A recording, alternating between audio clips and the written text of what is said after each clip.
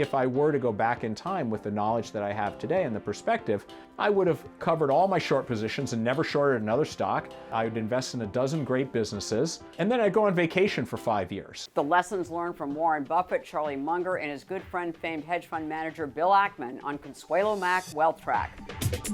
Funding provided by Clearbridge Investments, the Fairholme Foundation, First Eagle Investments, Bill Miller, Baird, Strategas Asset Management, Research Affiliates, Royce Investment Partners, Seafarer Capital Partners, and Women Investing in Security and Education.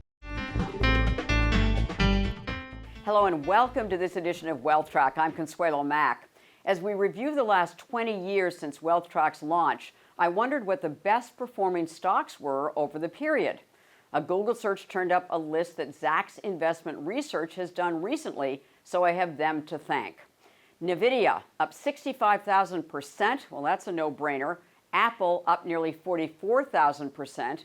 Maybe that's why Warren Buffett sold half his stake recently. Monster Beverage up nearly 22,000%. They make energy drinks. Intuitive Surgical up 21,000%. Robotic surgery equipment. Netflix up nearly 14,000%. Booking Holdings up almost 14,000%. It's the world's leading online travel booker. Deckers Outdoor up nearly 13,000%. Lifestyle Footwear. Regeneron Pharmaceuticals up more than 10,000%. Biotech Pharmaceuticals. Amazon up 7,000%. And coming in at number 10 is Old Dominion Freight Line, a national trucking firm. Well, according to Zacks, these monster stocks share at least one, if not all, of these key characteristics: disruption, innovation, and moats.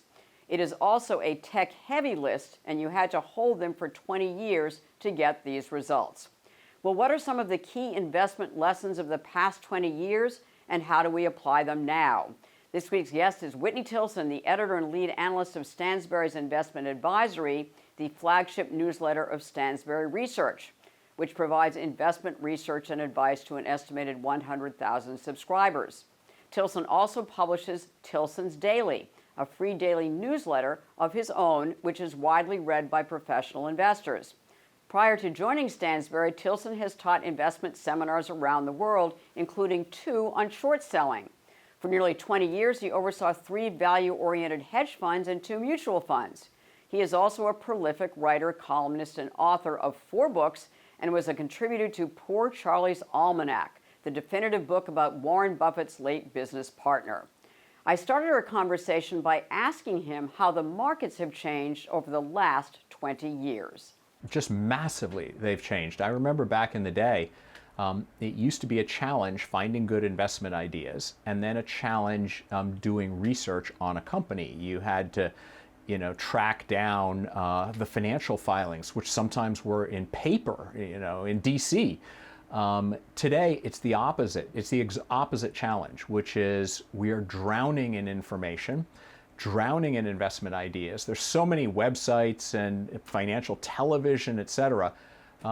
There's just nothing but investment ideas. And then in an instant, at your fingertips, you can pull up a company's 20-year financials, you can pull up their annual report, their investor presentation, et cetera, et cetera. So actually how to manage your time and filtering through the 20 reasonable sounding ideas that I see every single day and figuring out, where to allocate my time and what's interesting and so forth is a challenge. It's the exact opposite challenge of when I started a quarter century ago.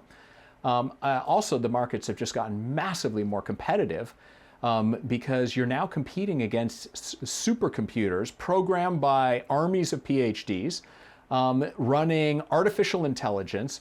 And so traditional things like a spin-off used to be, looking at companies that spun off subsidiaries, used to be just shooting fish in a barrel. And now that's gone because all the computers figured out that those spin-offs were underpriced and undervalued, and therefore they're not underpriced and undervalued. So it's gotten harder overall. On the other hand, there's just so much more hot money out there, and everybody's chasing momentum, et cetera. So that means if you're clever, if you're lucky enough to get into NVIDIA, you can not only ride it up to fair value, but it might get popular. Sometimes you can catch a ride. And so markets can overshoot to the upside, and there's still human behavior and panic and fear and stuff that can cause at least certain stocks to overshoot to the downside. It's harder, but if you know what you're doing, you have a lot of experience, know how to avoid value traps, because there are always a lot of cheap looking beaten down stocks, but that are just going to keep going down. In differentiating between the stocks going to zero versus the stocks that are going to turn around, if you've got the skill set and experience to identify those companies, it's not hopeless, but it's sure gotten a lot tougher out there. How do you allocate your time? I mean, how do you decide on the 20 investment ideas that you might hear about in a given day? How do you decide which one or two you're going to pursue? I've sort of just got a lot of quick filters, that I apply. I'm looking for high quality businesses with good brands, that stocks have done well, they've historically grown a lot. And sort of my favorite kind of investment is, one of those stocks that's down 50% from its high. Sentiment is bad, the analysts have all downgraded, et cetera. That's the kind of thing where then I want to look at the company and figure out, okay, what has caused the earnings to decline? What has caused this company to go out of favor? And the key question, and you can't look at the financials to answer it, which is what has caused this company to decline? Are these short-term factors? Are these fixable problems? Ideally, are they self-inflicted problems that you just stop stabbing yourself and all of a sudden the company starts doing better? Let me give a simple example. One of the reasons that the Facebook stock declined by 80% and earnings declined by 40%, which drove an 80% decline in the stock, one of about 8 different reasons for it. And I actually went through, and in my free investing daily that goes out to 100,000 people, I went through the 8 different reasons why Facebook was struggling. And this was one of when? them was, this was late 2022, which is when the NASDAQ sold off 30%. All the big cap tech stocks by November of that year were down 40, 50%. But Facebook had, Meta at the time, had done the worst and was down 80%, right? And I said all these stocks are buys, but Meta is my favorite because it's fallen the most. And I still think it's an insanely great company. Mark Zuckerberg had gone all in on the metaverse.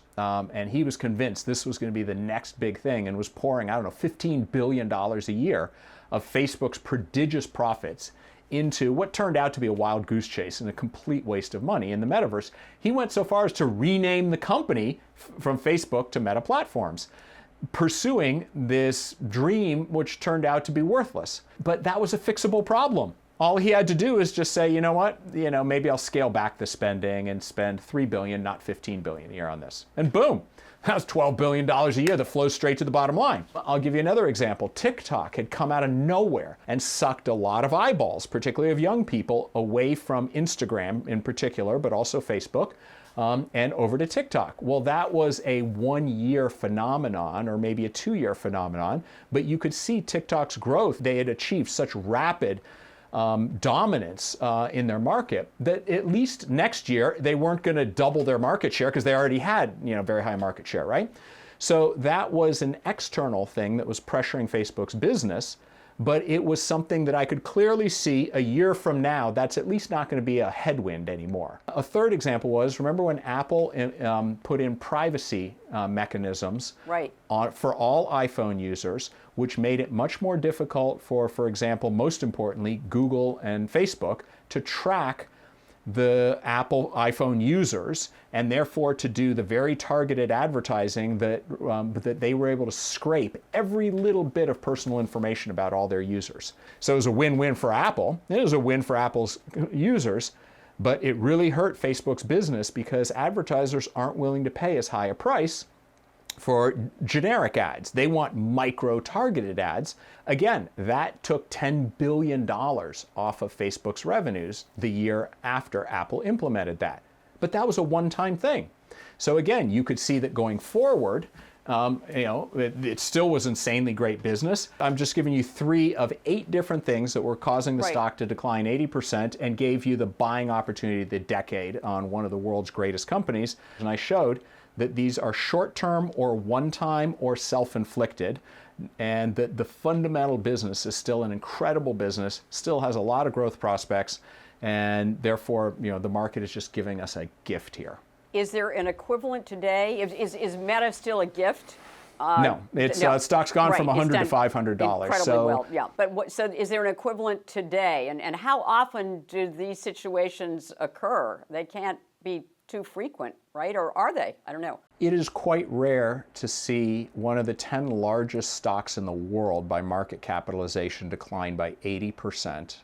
That just doesn't happen very often, particularly when it happened over a period of just over a year. It happened very rapidly, absent a complete market meltdown. So let me give you an example of something. There's a retailer called Five Below, and it refers to, they sell knickknacks and tchotchkes and little cheapo headphones and colorful doodads and so forth for $5 or less, hence the name Five Below.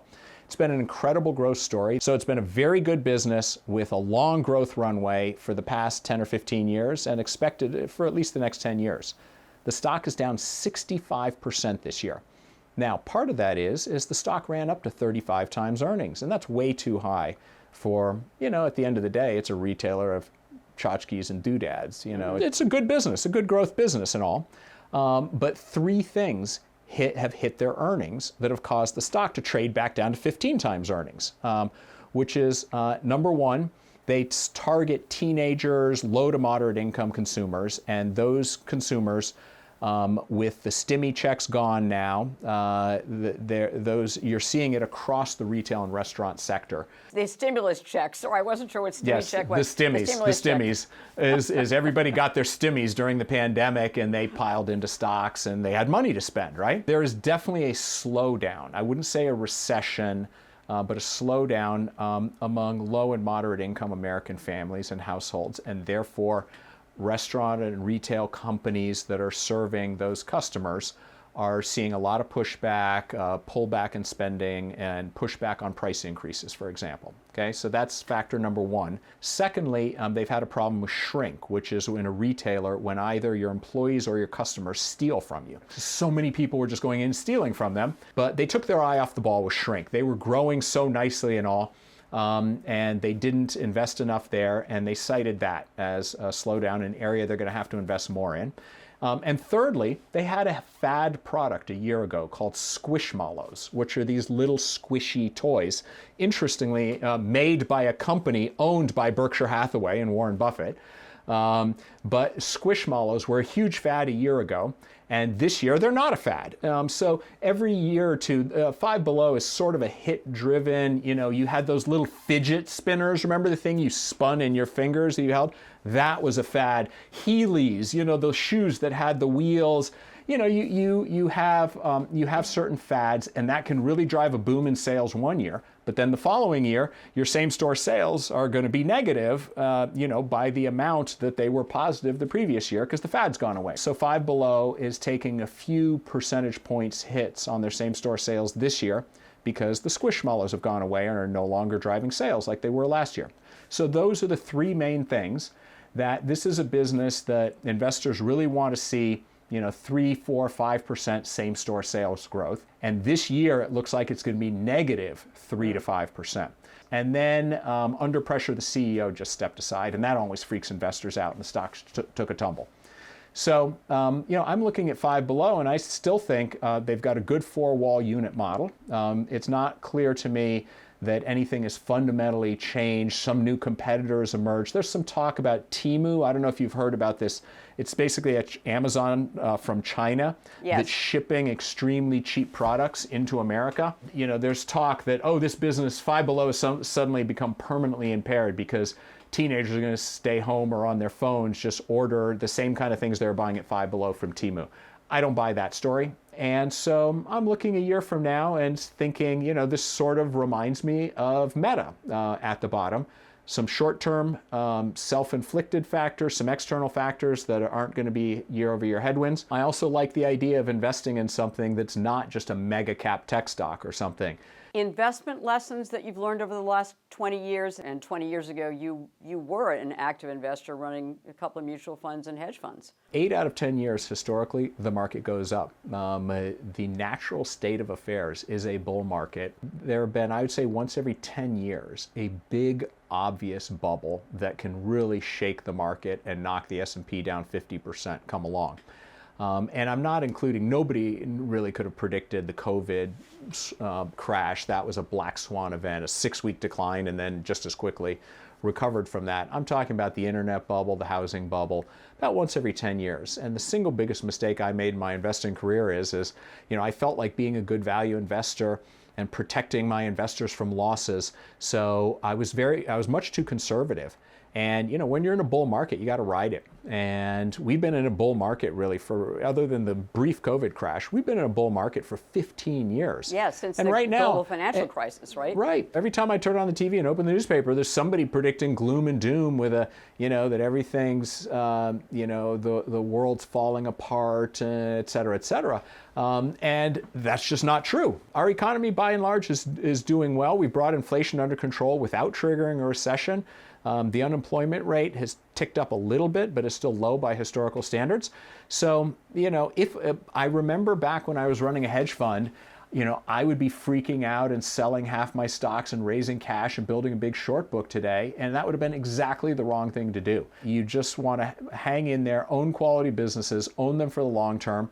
And only once every 10 years, when something really big and obvious comes along, do you want to sort of batten down the hatches and trim your sails? And the rest of the time, you should just, own a dozen or so quality businesses and ride them for the long term. You're very well connected as a financial journalist and as an investor.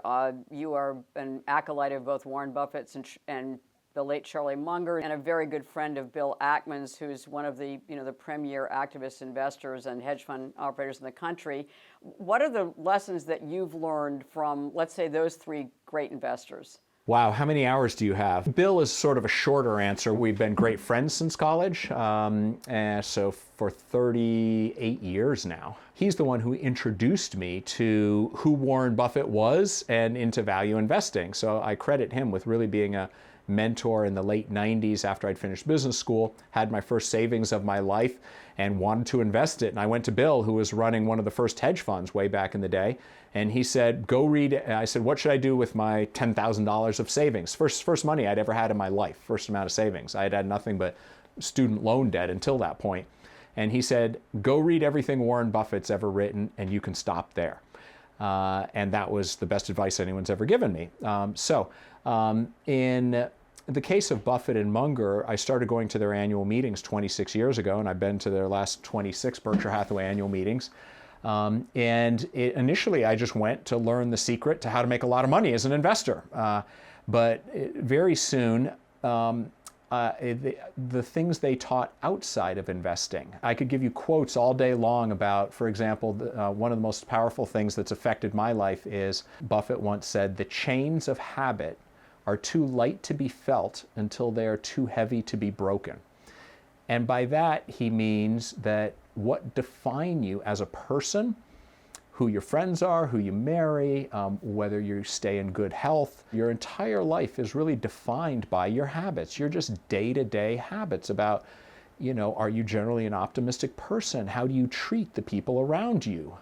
Who do you choose as your friends and how do you treat them, et cetera, right? But it's very easy to develop bad habits because you can be lazy and sloppy and there are no immediate consequences to many bad habits. People develop bad habits, right? So that's just one example of how I'm much, much more cautious of the little things in my marriage, in my business, in my life. And I would cite, other than my parents, who've had the greatest influence on me, and my wife, who's still hard at work at improving me, I would say Buffett and Munger have been the two biggest influences in my life. And that's one of the reasons I keep going out to the Berkshire Hathaway annual meeting, just to be there in person. That's lovely, Whitney. A wonderful tribute to them. And clearly they've had a huge influence on you in ways way beyond investing. But from an investing point of view, what are the lessons that you have learned from Warren Buffett and Charlie Munger? I mean, it's so simple, but sometimes the simplest things are the hardest things to actually do, to have both the patience and the discipline to do, which is buy quality companies at reasonable prices and hold them for a long, long time. And by the way, that's what Bill Ackman does as well. In fact, I would argue, given how competitive and how much the markets have changed, and all, the only strategy I can think of that offers a chance of beating just the S&P 500, which you can do at, for no cost almost, is one in which you own maybe a dozen stocks and you hold for an average of 10 years or more. Any kind of short-term strategy, the computers and the running AI and the supercomputers are going to beat you on any kind of trading strategy. If I were to go back in time with the knowledge that I have today and the perspective, I would have covered all my short positions and never shorted another stock, found I would invest in a dozen great businesses, and then I'd go on vacation for 5 years. Not let short-term worries or whatever, cause me to do foolish things. And I'll tell you exactly what would happen at the end of those 5 years if I literally never looked at that portfolio of 12 stocks, which is 2 or 3 of them would do fabulously well, 2 or 3 of them would do horribly and lose most of their value, and the middle group would just match the market, right? But the math behind that is I would do well better than the S&P 500, because the 2 or 3 stocks that went up 2, 3, 5, 10 times would far outweigh the handful that dropped. You can go up 1,000%, but you can only go down 100%, right? So the math works beautifully to the upside. But the key is I'd have to not screw it up by selling those winners, like I did back when I owned Netflix at $8 a share in 2013, and then it doubled and I sold half. It doubled, I sold half again, and then it doubled again. I sold it all, and I thought I was a genius. I made 7 times my money in 2 years. You know what the stock did the following 5 years? Went up 10 times from after I had made 7 times, and went up another 12 times. It was a 90 bagger in 8 years. The idea that you don't want to be greedy is the world's dumbest thing I've ever said to myself. That's a pretty important investment lesson. Final question. The one investment for a long-term diversified portfolio. Again, at the end of every show, we ask our Wealth Track guests that question. I own a bunch of S&P 500 index fund, even though I'm a professional stock picker. Part of that is because in my newsletter, I can't own the stocks we recommend for conflict of interest reasons. We always put our subscribers first at Stansberry Research. But even if I could own anything, I'd start with just a good foundation of the 500 great American businesses. And that's the humility that I've learned over the years, even as a professional stock picker and someone who thinks I can beat the market by stock picking. I'm humble enough to know, take half my portfolio and just put it in the S&P, right? And then go stock picking from there. So if you want to take a little more risk in something that I talked about earlier in the show, something like Five Below, I think is pretty darn interesting. It's down to a $4 or $5 billion market cap, so this is not some little obscure microcap company or something. It's a quality business, and the stock's traded down to well below a market multiple, about 15 times earnings. And most importantly, I don't think the business model is broken. I think the things that have knocked the stock down was mostly the valuation just got too high, but also just some relatively modest short-term factors that I think go away over the next year and the stock recovers. I will caveat that there's a new CEO, and often when you have a new CEO come into the business, they have what's called a kitchen sink quarter, and they take all sorts of charges and report as much bad news as they can, because they can always blame it on the previous CEO. And then they get their stock options struck at a low level. So if you want to be clever, the stock might have one more leg down. It's already taken a number of legs down to be down 65% this year. But so maybe you buy a half position now, and then you wait for them to report the next quarter of earnings. Whitney Tilson, thank you so much for joining us on Wealth Track. It has been a pleasure to talk to you and also get your perspective on the last 20 years. Thanks, Whitney. My pleasure.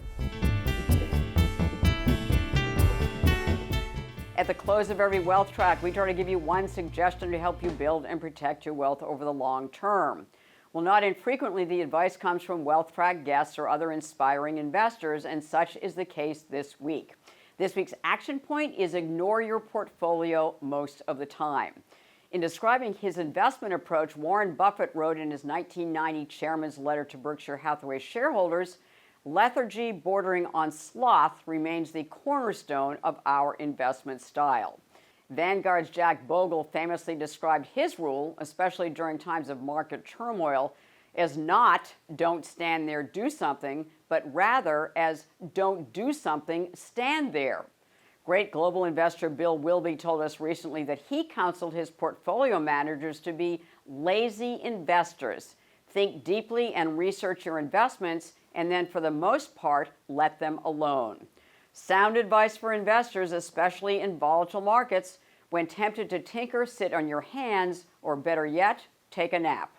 Next week, we'll have another in-depth interview to learn about strategies you need to build and protect your wealth over the long term.